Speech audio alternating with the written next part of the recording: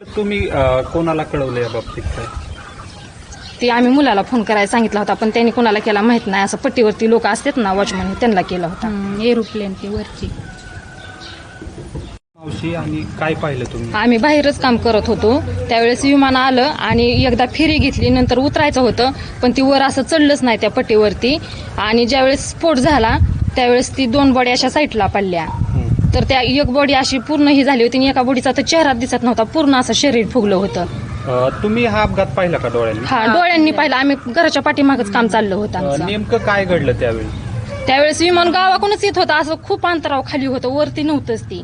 त्यांनी उतरायचा प्रयत्न केला, पण ती दुसऱ्या फेरीला उतरायला गेल्यानंतर ती असं जागेवरच हे झालं, तिथं वर पट्टीवरती चढूच शकलं नाही. स्फोट खूप मोठा झाला का? खूप मोठा होता.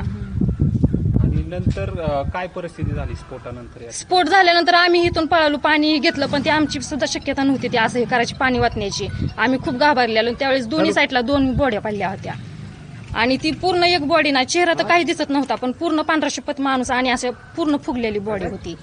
2 बॉड्या साईडला पडल्या, बाकीच्या बॉड्या पूर्ण आत होत्या आणि खूप मोठा जाळ होता तिथं. आम्ही लय घाबरलेलो.